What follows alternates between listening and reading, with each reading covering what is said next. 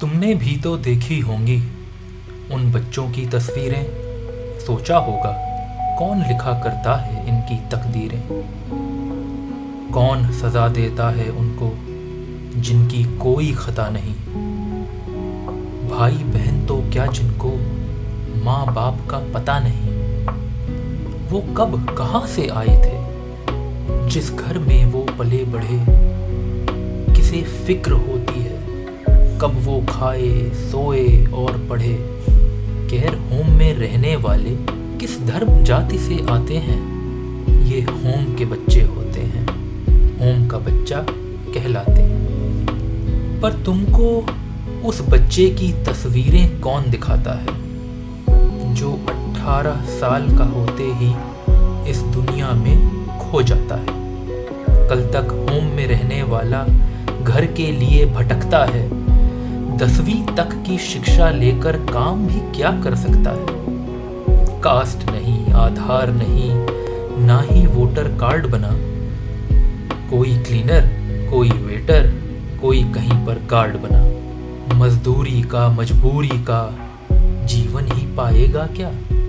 पहचान बता पाया ना अब तक, पहचान बना पाएगा क्या।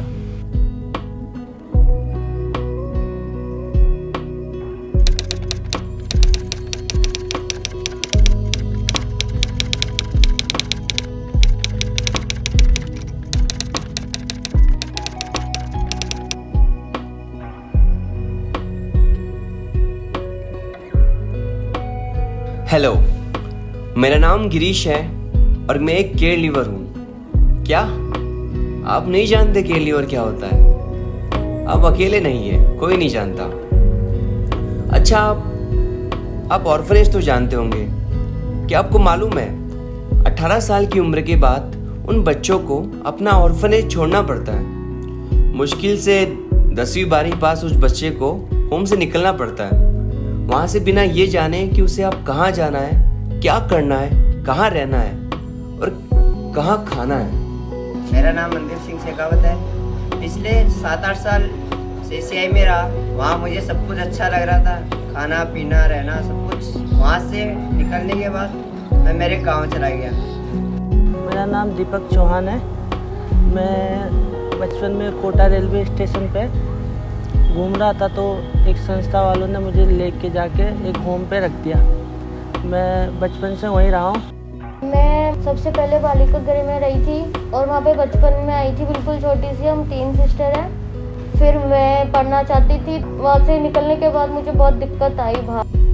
मैं 10 साल तक CCI में रहा और उसके बाद जब मैं निकला, अनजान की तरह निकला, तो बाहर की दुनिया में रहना आसान तो नहीं था। एक रूम्स की सबसे बड़ी दिक्कत आई, हम रहेंगे कहाँ, सबसे पहली चीज़ तो यही आती है। देन कुछ करने का सोचेंगे। रूम्स मिलना भी बड़ा एक मुश्किल सा टास्क था। अगर हम किसी से रूम भी मांगते हैं तो उन्हें फैमिली मैटर्स, फैमिली से हो ऐसा करके, तो बहुत सारे प्रूफ मांगते थे। इजी नहीं था। ऐसे ही हजारों लाखों केयर लीवर्स का सबसे पहली जरूरत होती है घर। पर घर कैसे मिले? ना कोई ID प्रूफ है और ना ही कोई फैमिली बैकग्राउंड है। और तो और जब कोई घर किराए पर लेने जाए तो लोग जाति और धर्म और पूछते हैं कि आप किस धर्म से बिलोंग करते हो। देन होनी चाहिए, एक जॉब भी होनी चाहिए। तो जॉब के लिए मैं काफ़ी भटका, क्योंकि जॉब मिलना आसान नहीं था एक 12th पास आउट बंदे को। आई थिंक मैं 12th के बाद जॉब करूं ये और पढ़ाई भी करूं साथ में, क्योंकि ग्रेजुएशन नहीं है तो मुझे ग्रेजुएशन भी करनी है।